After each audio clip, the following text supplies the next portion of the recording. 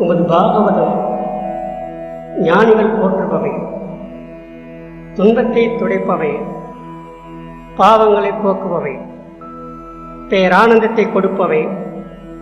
இத்தகைய பெருமைகளுடைய பாகவத் கதையை கேட்டுக்கொண்டிருக்கும் அனைத்து பக்தர்களின் இதயங்களை விட்டிருக்கும் அந்த இறைவனுடைய திருவடிகளுக்கு என்னுடைய நமஸ்காரங்கள். என்றும் எப்போதும் ஆனந்தம் தரும் பாகவத் கதையில் இன்று காமதேனு பசுவும் பரசுராம் வாழ்க்கை கூறும் செய்திகளை பற்றி நாம் பார்க்கும் பொழுது, ஸ்ரீமன் நாராயணனுடைய அவதாரங்களில் முக்கியமான அவதாரமாக பரசுராம் அவதாரம் இருந்திருக்கின்றது. அதேபோல சப்த ரிஷிகளில் முக்கியமான ரிஷியாகவும் பரசுராம் இருந்திருக்கின்றார். இத்தகைய பல பெருமைகளுடைய பரசுராம் வாழ்க்கை வரலாற்றை பார்ப்பதற்கு முன்பாக அவர்களுடைய முன்னோர்களுடைய வாழ்க்கை வரலாற்றை பார்க்கும் பொழுது அவற்றில் எண்ணற்ற வாழ்க்கை தத்துவ கருத்துக்கள் அடங்கியதாக பல இருக்கின்றன. ஆதி காலத்தில் காதி என்ற மன்னன் பல நாடுகளை ஆண்டு வந்திருந்தான். அந்த மன்னனுக்கு ஒரு மகள் இருக்கின்றாள். அவருடைய பெயர் சத்யா. அவர்கள் நல்ல அறிவும் நல்ல அழகும் உடையவர்களாக இருந்திருக்கின்றார். அதே சமயத்தில் ஆன்மீக பயிற்சியிலும் சிறந்தவராக இருக்கின்றார். அவ்வாறு இருக்கின்ற சமயத்தில் ஒரு நாள் ரிஷிக் மகரிஷி என்பவர் மன்னரை காண அரண்மனைக்கு வருகின்றார். ரிஷிக் மகரிஷி தவ வலிமை கொண்டவர், பல பெருமைகளையும் உடையவர். அத்தகைய மகரிஷி அவர்கள் அரண்மனைக்கு வந்து மன்னரை பார்க்கின்றார். மன்னரை பார்க்கும் பொழுது அவரிடம் கேட்கின்றார், உங்களுக்கு ஒரு மகள் இருக்கின்றார்களாமே என்று கேட்கும் பொழுது மன்னரும் ஆமாம், சத்யா என்ற ஒரு மகள் இருக்கின்றாள் என்று கூறுகின்றார். அவ்வாறு கூறுகின்ற சமயத்தில் அந்த முனிவரானவர், உங்கள் மகளை நான் திருமணம் செய்ய விரும்புகின்றேன் என்று கூறுகின்றார். இவ்வாறு கூறும் பொழுது மன்னரும் சற்று குழப்பமடைகின்றார். பக்கத்து அறையில் உள்ள சத்யாவும் இந்த வார்த்தையை கேட்கும் பொழுது அவர்களுக்கும் சிறிது குழப்பம் ஏற்படுகின்றது. பொதுவாக இதே மாதிரி பல குழப்பங்கள் இன்றைய வாழ்க்கையில் பலருக்கு வருவது வழக்கம். அந்த குழப்பத்தின் இறுதி தீர்வாக அமைவது இறைவன் தீர்வாக நினைத்து அதை ஏற்றுக்கொண்டு நாம் வாழ கற்றுக்கொள்ள வேண்டும். பொதுவாக உலகில் நிம்மதியாக வாழ வேண்டுமென்றால் இறைவன் கொடுத்ததை கொண்டு நிம்மதியாக வாழும் அளவிற்கு நாம் தினசரி பல ஆன்மீக பயிற்சி செய்ய வேண்டும். மேற்கொண்ட பயிற்சி இல்லாவிட்டால் இந்த உலகில் நாம் எதிர்பார்த்தது கிடைக்கவில்லை என்றாலும், நினைத்தது நடக்கவில்லை என்றாலும் நமக்கு பயம் பற்றி கொண்டு பதட்டத்தோடு வாழ வேண்டிய சூழ்நிலை இருக்கும். இதனால் தினசரி ஆன்மீக பயிற்சி செய்வதன் மூலம் நம்முடைய மனம் பக்குவமடைந்து குழப்ப நிலையிலிருந்து நாம் விடுபடுவதற்கு ஏதுவாக இருக்கும். இவ்வாறு இருக்கின்ற சமயத்தில் மன்னருக்கு ஏன் குழப்பமென்றால், தன்னுடைய மகள் அரண்மனையில் ஆடம்பரமாக வாழ்கின்றார். அவர் முனிவரோடு ஆசிரமத்தில் சென்றால் அத்தகைய வாழ்க்கை வாழ முடியுமா என்ற ஒரு சந்தேகம். அதே போன்று முனிவரிடமிருந்து தன்னுடைய மகளை காப்பாற்ற வேண்டும் என்பதற்காக முனிவரிடம் ஒரு வேண்டுகோளை வைக்கின்றார். சுவாமி, என்னுடைய மகளை உங்களுக்கு கன்னிகாதானம் செய்து கொடுக்க தயாராக இருக்கின்றேன். அதற்கு பதிலாக நீங்கள் எனக்கு ஒரு காணிக்கை அளிக்க வேண்டும். அது என்ன காணிக்கை என்றால், பால் நிறம் கொண்ட வெண்ணிறம் கொண்ட குதிரை இருக்க வேண்டும். அந்த குதிரையில் 2 காதுகளில் ஒரே ஒரு காதில் மட்டும் நீல கலரில் ஒரு காது இருக்க வேண்டும். இத்தகைய குதிரையை கொண்ட 1000 குதிரைகள் எனக்கு காணிக்கையாக அளிக்க வேண்டும் என்று கேட்கின்றார். மன்னர் ஒரு பக்கம் இது நடக்காத காரியம்தான் என்று நினைத்துக் கொள்கின்றார். முனிவர் தவ வலிமை உடையவர், அவரால் முடியாதது எதுவுமில்லை என்பது மன்னருக்கு தெரியவில்லை. இறுதியாக முனிவர் சில நாட்கள் அவகாசம் கேட்டுக்கொண்டு, சில நாட்கள் கழித்து முனிவர் 1000 குதிரைகளோடு அரண்மனைக்கு வருகின்றார். மன்னன் மகள் சத்யாவை திருமணம் செய்து கொள்கின்றார். இவ்வாறு மன்னன் மகள் சத்யா நினைத்த கணவன் கிடைக்கவில்லையே என்று வருத்தப்படாமல் கிடைத்த கணவனை கொண்டு சந்தோஷமாக வாழ்ந்து கொண்டிருக்கின்றார். அன்பார்ந்த பக்தர்களே, வாழ்க்கையில் எதையும் ஏற்றுக்கொள்ளும் பக்குவ மனத்தோடு வாழ பழகிக்கொண்டால் எல்லாமே இன்பமயமாக இருக்கும். இதற்கு நாம் செய்ய வேண்டியது தினசரி பல ஆன்மீக சாதனை செய்து வர வேண்டும். இளவரசி சத்யா மேற்கொண்ட ஆன்மீக பயிற்சியால் மன பக்குவம் அடைந்த காரணத்தினால் அவர் அரண்மனையை துறந்து முனிவரோடு ஆசிரமத்தில் வாழ கற்றுக்கொள்கின்றார். இவ்வாறு வாழ்ந்து கொண்டிருக்கின்ற சமயத்தில் அவர்களுக்கு ஒரு குழந்தை பிறக்கின்றது. அந்த குழந்தையின் பெயர் ஜமதக்னி என்று பெயர் சூட்டப்படுகின்றது. ஜமதக்னி முனிவர் வளர்ந்து இளைஞராக இருக்கின்ற சமயத்தில் அப்பா 8 அடி பாய்ந்தால் குட்டி 16 அடி பாயும் என்று சொல்வார்கள். அதே போன்று ஜமதக்னி முனிவரும் ஒரு மன்னருடைய மகளைத்தான் அவர் திருமணம் செய்து கொள்கின்றார். அந்த மன்னருடைய பெயர் ரேணுகன், அவருடைய மகளுடைய பெயர் ரேணுகாதேவி. இவ்வாறு ஜமதக்னி முனிவரும் மன்னர் மகளான ரேணுகாதேவியை மணந்து கொண்டு இனிமையாக வாழ்க்கை நடந்து கொண்டிருக்கின்றது. அவ்வாறு இருக்கின்ற சமயத்தில் அவர்களுக்கு 4 குழந்தைகள். அந்த 4 குழந்தைகளும் சத்துவ குணம் கொண்ட பிராமண சமூகத்தை சேர்ந்ததாக இருக்கின்றது. ரேணுகாதேவியோ சத்திரிய வம்சத்தை சேர்ந்தவள். அவர் ஸ்ரீமன் நாராயணரை பிரார்த்தனை செய்து கொண்டிருக்கின்றார். எனக்கு வீரமுள்ள குழந்தை எனக்கு வேண்டும். அவருடைய பிரார்த்தனைக்கு இணங்க 5வது குழந்தையாக ராமபத்ரன் என்ற பெயரில் ஒரு குழந்தை பிறக்கின்றது.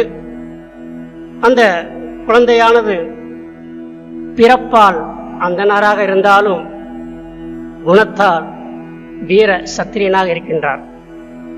அவ்வாறு இருக்கின்ற சமயத்தில் மற்ற 4 குழந்தைகளும் ஹோமகுண்டமும் கரண்டியோடும் இருக்கின்ற சமயத்தில் ராமபத்ரன் மற்றும் கோடாரியும் கத்தியோடும் அங்கு அலைகின்றார். ஏனென்றால் அவருடைய குணம் வீர சத்திரிய குணத்தைச் சேர்ந்தது. அது மட்டுமல்லாமல் நாம் வீரத்தில் மிக பெருமையாக திகழ வேண்டும் என்பதற்காக அவர் காசியப்பர் முனிவரிடம் செல்கின்றார். அவரிடம் பல ஆயுத பயிற்சிகளை மேற்கொள்கின்றார், போர் கலைகளையும் கற்றுக்கொள்கின்றார். இவ்வாறு கற்றுக்கொண்ட பின்னால் இந்த உலகில் யாருக்குமே கிடைக்காத ஒரு ஆயுதத்தை பெற வேண்டும், அதன் மூலம் தனக்கு நிகரான வீரர்கள் இருக்கக்கூடாது என்ற நினைவில் அந்த ராமபக்தன் அவர்கள் சிவபெருமானை நோக்கி பல ஆண்டுகள் பல கடுமையான தவம் இருக்கின்றார். அவருடைய தவத்திற்கு இணங்கி சிவபெருமான் வருகின்றார். வந்து பரசு என்ற ஒரு ஆயுதத்தை அவருக்கு கொடுக்கின்றார். ராமபக்தரன் பரசு என்ற ஆயுதத்தை சிவபெருமானிடமிருந்து வாங்கி கொண்ட காரணத்தினால் பக்தர்கள் அவரை பரசுராம் என்று அழைக்க ஆரம்பித்தனர். இவ்வாறு ஒருவரும் இருக்க அந்த பகுதியை ஆண்டு வந்த கார்த்தவீரியன் என்ற மன்னன் ஸ்ரீமன் நாராயணனுடைய அவதாரமாக உள்ள தத்தாத்ரேயர் என்ற தெய்வத்தை நோக்கி கார்த்தவீரியன் கடும் தவம் செய்கின்றான். அதன் பயனாக பலசாலியாக நான் இருக்க வேண்டும், அதற்கு பல கைகளை எனக்கு கொடு என்று அந்த தெய்வத்திடம் கேட்கின்றான். அதே போன்று பல ஆயுதங்களையும் அவன் கேட்டு வாங்கிக் கொள்கின்றான். இவ்வாறு பல கைகளோடு பல ஆயுதங்களோடு கார்த்தவீரியன் தன்னை வெல்வதற்கு யாரும் இல்லை என்ற அளவுக்கு அகங்காரத்தோடு இருக்கின்றான்.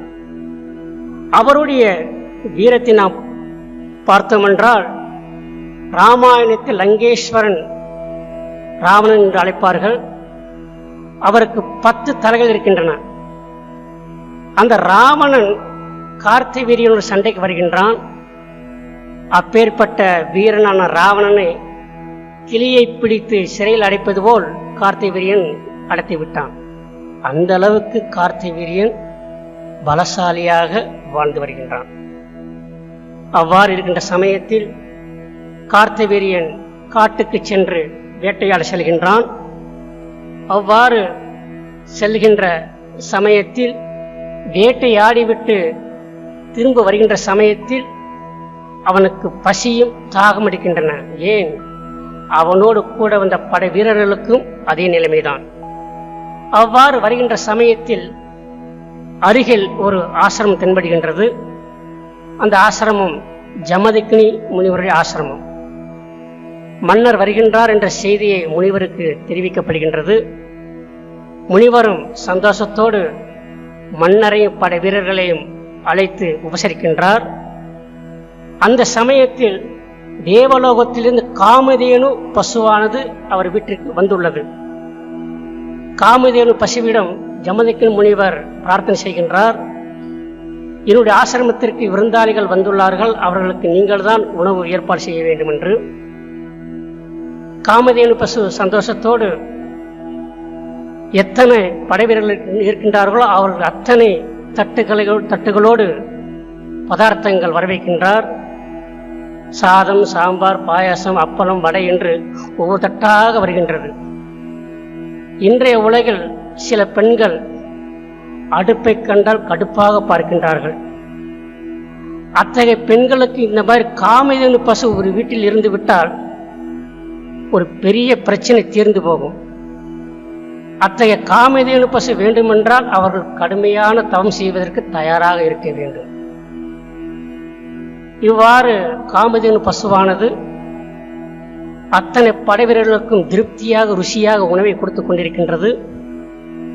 கார்த்தவீரியனும் நன்றாக சாப்பிட்டு விட்டு இந்த அடர்ந்த காட்டில் எப்படி இவ்வளவு ருசியான உணவு இவ்வளவு பேருக்கு உங்களால் கொடுக்க முடியாது என்று ஜமதக்னி முனிவரை மன்னன் கேட்க அவர் சொல்கின்றார், காமதேனு பசு தேவலோகத்து பசு, அவ்வப்போது எங்கள் வீட்டுக்கு வந்து போகும். இன்று வந்ததினால் உங்களை எங்களால் உபசரிக்க முடிந்தது என்று சொல்கின்றான். அவ்வாறு சொல்கின்ற முனிவரை பார்த்து அந்த பசுவை பார்க்க வேண்டும் என்று விரும்புகின்றான் மன்னன். அந்த பசுவை பார்க்கின்றார், அழகாக உள்ளது. இந்த அடர்ந்த காற்றில் இருப்பதை காட்டிலும் இந்த பசு என்னுடைய அரண்மனையில் இருந்தால் நல்லது என்று நினைக்கின்றான். அன்பான பக்தர்களே, ஆசையே துன்பத்திற்கு காரணம். அதேபோல் அடுத்தவர்களுடைய பொருளுக்கு ஆசைப்பட்டால் அழிவு நிச்சயம் என்பதை உணர்ந்து கொள்ளுங்கள். இதை அறியாத கார்த்திவீரியன் முனிவரிடம் அந்த பசுவை கேட்க, முனிவர் சொல்கின்றார், அந்த பசு தானாக வந்தால் ஒழிய அந்த பசுவை நாம் கூட்டு போக முடியாது. முனிவருடைய பேச்சை கார்த்திவீரியன் கேட்கவில்லை.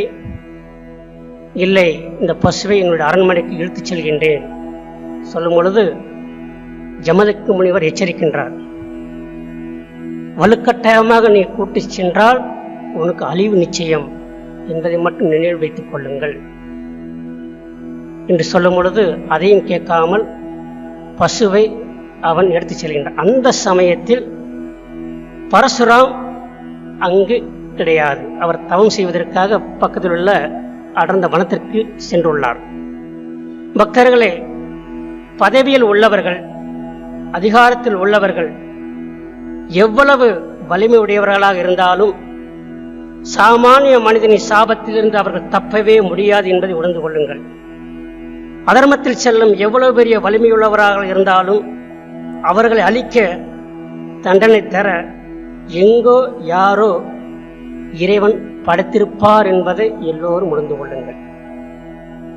இவ்வாறு உணர்ந்து கொண்டு அதர்ம வழியில் தவிர்த்து தர்ம வழியில் செல்வதற்கு எல்லோரும் நாம் பயிற்சி செய்ய வேண்டும். இவ்வாறு கார்த்திவீரியன் காமதேனு பசுவை எடுத்துக்கொண்டு அரண்மனைக்கு செல்கின்றான். ரேணுகாதேவி எவ்வளவோ சொல்லியும் அவன் கேட்கவில்லை. கடைசியாக பரசுராமரை மனதளவில் அழைக்கின்றார். பரசுராமா, நம்முடைய பசுவை ஓட்டிச் செல்கின்றான், அவனை காப்பாற்று என்று மனதால் பிரார்த்தனை செய்யும் பொழுது பரசுராம் தவத்தில் இருக்கின்ற சமயத்தில் தெய்வீக எண்ணத்தால் அம்மா கூப்பிடுகின்றார் என்பதை உணர்ந்து கொள்கின்றார். உடனே பரசு என்ற ஆயுதத்தை எடுத்துக்கொண்டு வில்லு அம்பையும் எடுத்துக்கொண்டு ஆசிரமத்திற்கு வருகின்றார். ஆசிரமத்தில் வருகின்ற சமயத்தில் ரேணுகாமா அவர்கள் இந்த மாதிரி நம்முடைய காமதேனு பசுவை கார்த்திவீரியன் எடுத்துச் சென்று விட்டான் என்று சொல்லும் பொழுது பரசுராமர் அசுர வேகத்தில் அரண்மனைக்கு செல்கின்றான். மின்னல் வேகத்தில் அரண்மனையில் உள்ளே புகுந்து புயல் வேகத்தில் அத்தனை வீரர்களையும் புரட்டி எடுக்கின்றான். இத்தகைய காட்சிகளை கண்ட பலசாலி கார்த்திவீரியன் பயந்து போகின்றான். இந்த அளவுக்கு மின்னல் வேகத்தில் சண்டை போடுபவர் உலகத்தில் உள்ளனரா என்று அவன் ஆச்சரியப்படுகின்றான். அவ்வாறு புயல் வேகத்தில் சுழற்றி சுழற்றி அவன் சண்டை போடுகின்ற சமயத்தில் அத்தனை வீரர்களும் மடிந்து விடுகின்றனர். இறுதியாக மன்னன் கார்த்திவீரியனும் வருகின்றான். அவனுடைய அத்தனை கைகளையும் வெட்டி தலையும் வெட்டி போடுகின்றான். பரசுராமர் இவ்வாறு அசுர குணத்தோடு எல்லோற்றையும் அழித்துவிட்டு காமதேனு பசு எங்கே என்று அவர் தேடிக்கொண்டிருக்கின்ற சமயத்தில் அரண்மனையில் ஒரு ஓரத்தில் காமதேனு பசு இருக்கின்ற பார்க்கின்றான். காமதேனு பசுவும் பரசுராமரை பார்த்து பாசத்தோடு வாளை ஆட்டிக்கொண்டு வருகின்றது. அந்த காமதேனு பசுவை அவர் ஓட்டிக்கொண்டு ஆசிரமத்துக்கு செல்கின்றார். செல்லும் பொழுது அவருடைய அம்மா ரேணுகாதேவி அம்மா அவர்கள் இந்த காமதேனு பசுவை கட்டி அணைத்துக் கொள்கின்றார். இவ்வாறு இருக்கின்ற சமயத்தில் அவருடைய அப்பா ஜமதக்கினி முனிவர் தன்னை பாராட்டுவார் என்று பரசுராமன் நினைத்தார். ஆனால் அவர் பிராமண குலத்தைச் சேர்ந்தவர் ஆனதால், பரசுராமா, என்ன தவற்றினை செய்து விட்டாய்?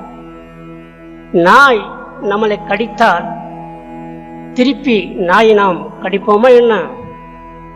நாம் பிராமண குலத்தைச் சேர்ந்தவர்கள், நமக்கு பொறுமையே தவம். அந்த தவத்தை நாம் இழந்துவிட்டால் நம்மளை எப்படி மக்கள் மதிப்பார்கள் என்று கூறுகின்றார். அதே சமயத்தில் பரசுராம் பிராமண தோஷத்தை காட்டிலும் மன்னரை சாகடித்த தோஷம் மிக வலிமையானது. இதனால் இந்த தோஷத்தை போக்க வேண்டுமென்றால் நீ தீர்த்த யாத்திரை செல்ல வேண்டும் என்று தந்தையார் கட்டளையிடுகின்றார். தந்தையின் சொல்வதற்கு இணங்க பரசுராம் தீர்த்த யாத்திரை செல்கின்றார். இந்த சமயம் பார்த்து கார்த்திவீரியனுடைய குழந்தைகள் ஜமதக்னி முனிவரையும் ஆசிரமத்தை சூறையாட வேண்டும் என்ற எண்ணத்தோடு பரசுராமர் எப்போ வெளியே போவார் என்ற சந்தர்ப்பத்திற்காக காத்துக் கொண்டிருந்தனர். பரசுராமர் தீர்த்த யாத்திரை சென்றவுடன் ஜமதக்னி முனிவர் தனியாக தவம் இருந்து கொண்டிருக்கின்ற சமயத்தில் கார்த்திவீரியனுடைய குழந்தைகளுடைய படை வீரர்கள் ஜமதக்னி முனிவரையும் அவருடைய குழந்தைகளையும் வெட்டி கீழே போடுகின்றனர். இவ்வாறு இருக்கின்ற சமயத்தில் ரேணுகாதேவி அவர்கள் அலறிக்கொண்டு வருகின்றனர், அழுது கொண்டிருக்கின்றனர். ரேணுகாதேவிக்கு துன்பத்தை பாருங்கள், இப்படியெல்லாம் துன்பம் வருகின்றது. அதேபோல் இந்த லோகத்தில் ஒவ்வொருடைய வாழ்க்கையிலும் எந்த ரூபத்தில் எப்படி பிரச்சனை வரும் என்பது யாருக்கும் தெரியாது.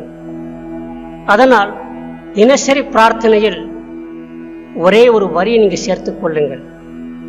பகவானே, நீங்கள் எது வேண்டும்னாலும் கொடுங்கள், அதே சமயத்தில் எதையும் தாங்கக்கூடிய வலிமையும் சேர்த்துக் கொடுங்கள் என்று பிரார்த்தனை செய்ய வேண்டும். அப்பொழுதுதான் இந்த உலக வாழ்க்கையில் நாம் பிரச்சனை இல்லாமல் பிரகாசமாக வாழ முடியும் என்பதை எல்லோரும் மனதில் வைத்துக் கொள்ளுங்கள். இவ்வாறு ரேணுகாதேவி அம்மா அவர்கள் தன்னுடைய கணவனையும் குழந்தையும் இழந்து விட்டார் என்ற செய்தியை தீர்த்த யாத்திரை சென்று கொண்டிருந்த பரசுராமுக்கு தெரிய வருகின்றது. அந்த தீர்த்த யாத்திரையை பாதையிலேயே விட்டுவிட்டு அவர் ஆசிரமத்துக்கு வருகின்றார். ஆசிரமத்தில் அம்மாவை பார்த்தவுடன் அம்மா அவர்கள் பரசுராமரை பார்த்து மார்பில் 21 முறை அடித்துக்கொண்டு கதறிக்கொண்டு அழுகின்றார். பரசுராமா, நீ மட்டும் ஆசிரமத்தில் இருந்திருந்தால் இந்த நிகழ்வு நடந்திருக்காது. நீ போனதினால் இந்த மாதிரி நிகழ்வு நடந்துவிட்டது என்று கூறுகின்றார். பரசுராம அம்மா அவர்கள் 21 முறை மார்பில் அடித்து கூறிய காரணத்தினால் பரசுராமர்கள் 21 முறை சத்திரிய மன்னர்களை அழித்ததாக புராணங்கள் கூறுகின்றன. இவ்வாறு அம்மாவின் கவலையை போக்குவதற்காக பரசுராம் தன்னுடைய பரசு ஆயுதத்தை எடுத்துக்கொண்டு சுற்றியுள்ள அத்துணை சத்திரிய மன்னர்களையும் வெட்டி கொள்கின்றார். அவ்வாறு பல நாட்கள் பலவிதமான சண்டைகள் நடக்கின்றன. இவ்வாறு 21 மன்னர்களையும் வெட்டி அவர்களுடைய நாட்டையும் அவர்களுடைய ஆட்சியையும் தனக்கு கீழே கொண்டு வருகின்றார். அவ்வாறு ஆட்சி செய்து கொண்டே ஆண்டவனையும் அவர் தியானம் செய்து கொண்டு வருகின்றார். அவ்வாறு ஆண்டவனை நோக்கி தவம் செய்து கொண்டு வருகின்ற சமயத்தில் மிதிலையில் ஒரு நிகழ்வு நடக்கின்றது. மிதிலையில் ஸ்ரீராம் அவர்கள் சிவதனுசை ஒடித்து சீதாதேவி மணக்கின்றார். அப்பொழுது இந்த செய்தியானது பரசுராமுக்கு கேட்கின்றது. பரசுராமர் என்னை காட்டும் ஒரு சத்திரியன் இருக்கின்றானா என்று நினைத்துக் கொண்டு பரசுராம அவர்கள் மிதிலையை நோக்கி வருகின்றார். வாழ்ந்த பக்தர்களே, பாகவதத்தில் எந்த இடத்திலும் 2 அவதாரங்கள் சந்தித்ததாக தகவல்கள் இல்லை. இந்த இடத்தில் பலசாலி பரசுராமரும் குணசாலி ஸ்ரீராமனும் 2 பேரும் பார்க்கின்றனர். பரசுராம் ஜனகருடைய மகாராஜா அரண்மனைக்கு வரும்பொழுது அத்துணை மன்னர்களும் பரசுராமுடைய காலத்துக்கு நமஸ்காரம் செய்கின்றனர். அப்பொழுது ஸ்ரீராமும் சீதாதேவியும் காலத்துக்கு நமஸ்காரம் செய்கின்றனர். அப்பொழுது பரசுராம் சொல்லுகின்றார், ராமா, ஒன்று நான் கேள்விப்பட்டேன். பழைய வில்லை ஒடித்துக் கொண்டு பலசாலி என்று நீ சொல்லிக் கொண்டிருக்கின்றாயமே, அதனால் நான் நம்பவில்லை. என்னுடைய விஷ்ணு வில்லை நீ ஏந்தி நான் ஏற்ற வேண்டும், அப்பொழுதுதான் நான் உன்னை நம்புவேன் என்று சொல்கின்றார். அந்த சமயத்தில் ஸ்ரீராம் சிரித்தவாறு பரசுராமனுடைய விஷ்ணு வில்லை பணிவோடு பக்தியோடு பிரார்த்தனை செய்கின்றார். அப்பொழுதே பரசுராம் நினைத்துக் கொண்டார், ஒரு விஷ்ணுவுடைய அம்சம், இவர் பலசாலி என்பதை அவர் புரிந்து கொள்கின்றார். விஷ்ணு தனுஷை எடுத்து அவர் அம்பு எய்கின்றார். பரசுராம், நீ ஒரு பலசாலிதான் என்று ஸ்ரீராமரை பார்த்து ஒத்துக்கொண்டார். ஆசீர்வாதத்தையும் வழங்குகின்றார். அன்பார்ந்த பக்தர்களே, இந்த பாகவத்கதையை கேட்டுக்கொண்டிருக்கும் அனைத்து பக்தர்களும் வாழ்க்கையில் எந்த செயலை செய்வதற்கு முன்பாக பணிவு, பக்தி, பிரார்த்தனை நாம் செய்து பின்னர் அந்த செயலை தொடங்கும் போது அந்த செயல் வெற்றியும் அடையும், அந்த செயலால் நமக்கு பிரகாசமான வாழ்க்கை அமையும் என்பது ஸ்ரீராமனுடைய வாழ்க்கை வரலாறு உணர்த்துகின்றது. அதே போன்று நம்முடைய வாழ்க்கையில் பகவான் எதை கொடுத்தாரோ அதை பக்குவத்தோடு அதை நாம் ஏற்றுக்கொண்டு நாம் வாழும் பொழுது நாம் நிம்மதியோடு வாழ முடியும் என்பதை மன்னன் மகள் சத்யானுடைய வரலாறு நமக்கு கூறுகின்றது. அதே போன்று இந்த உலகில் வாழும் பொழுது குல தர்மத்தை தெரிந்து கொண்டு அதன்படி நாம் வாழும் பொழுது குதூகலமாக வாழலாம் என்பதை ஜமதக்கினி முனிவருடைய வரலாறு கூறுகின்றது. உதாரணமாக சத்திரிய தர்மம், இல்லற தர்மம், பிராமண தர்மம் என்று பல தர்மங்கள் இருக்கின்றன. அந்தந்த தர்மத்தின் பிரகாரம் நாம் வாழ ஆரம்பித்தால் நாம் ஆனந்தமாக வாழ முடியும் என்பது ஜமதக்கினி முனிவருடைய வாழ்க்கை வரலாறு கூறுகின்றது. அதே போன்று இந்த உலகில் எவ்வளவு பெரிய பதவியில் இருந்தாலும், ஆண்டவனுடைய சக்தியை நீ பெற்றிருந்தாலும், நீ அதர்ம வழியில் சென்றால் அழிவு நிச்சயம் என்பதை கடவுளை கண்ட கார்த்தவீரியனுடைய வரலாறு நமக்கு உணர்த்துகின்றது. அதே போன்று இந்த பாகவத் கதையை கேட்டுக்கொண்டிருக்கும் அனைத்து பக்தர்களும் மேற்சொன்ன கருத்துக்களை தினசரி கடைபிடித்து கடவுள் அருள் பெற்று என்றும் பலமோடு வாழ எல்லா வல்ல இறைவனை பிரார்த்தனை செய்து நான் நிறைவு செய்கின்றேன். ஓம் சாந்தி சாந்தி. ஹரி ஓம் தட்ச ஸ்ரீராமகிருஷ்ணார்ப்பணமஸ்து.